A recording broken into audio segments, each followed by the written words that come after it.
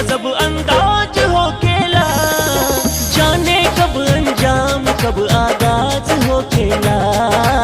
इश्क के